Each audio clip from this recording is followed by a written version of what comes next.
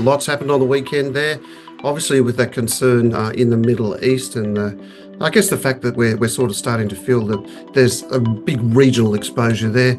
We've got also Jackson Hole, with Governor Powell came out and said a few words concerning the prospects of interest rate reductions, which I think was quite important, something that the market's going to be focused on, particularly when equity markets are on record highs. But first, let's have a look at what's happening in the Middle East. Now, obviously, Lebanon, Israel, Hamas, Palestine, always just a bit of a conflict, but this time it sort of went over the border into Lebanon, and Hezbollah fired about 320 rockets into Israel. Most of them were cut down, and Israel also retaliated by sending a whole lot of rockets into Lebanon. Obviously, from the Lebanon side, Hezbollah said they lost their commander, so it's an attack to, I guess, placate the loss there. And to me, that's sort of something that could see a real escalation in terms of regional development, in terms of that conflict. The good thing is that towards sort of this morning, we saw oil sort of trade higher. It has since come back. We've had a few press releases from Israel and also from Hezbollah, basically saying that their operations have ceased for that particular period.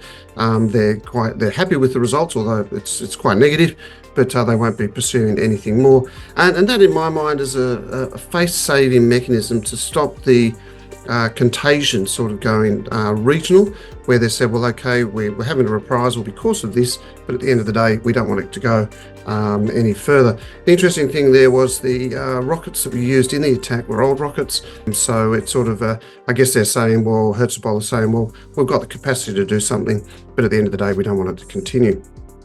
So I think that's quite interesting. We've still got peace negotiations, particularly by the US in Cairo. And you've got representatives from Israel, representatives also from Hamas looking at that. And I think, if anything there, hopefully we will get some resolution sooner rather than later. But when I do get a look at it, the area still remains quite fragile. Okay, so we've talked a little bit about there what's happening in the Middle East. I think it's now important to focus on what's happening in the States. Jackson Hole Symposium now, that's a symposium where all the central bankers get together, they have a bit of a chat to see whether or not monetary policy has been doing the right thing by the economy. And then, of course, we get the Fed governor coming out with a few words to say. In that case, Jerome Powell came out.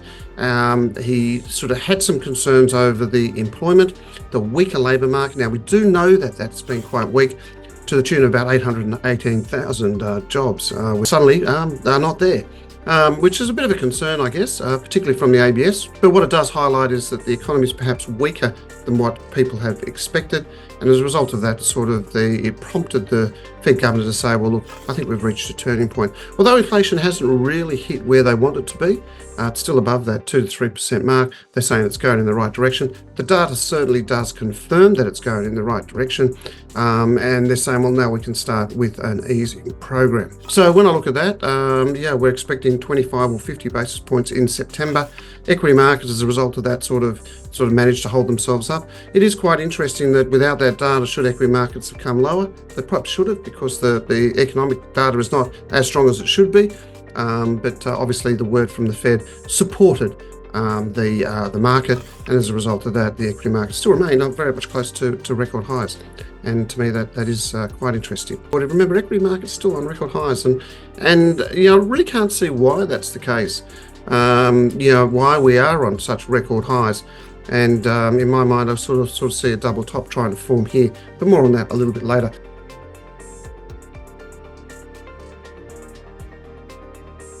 Please subscribe to our YouTube channel and click like to inspire you to take trading actions.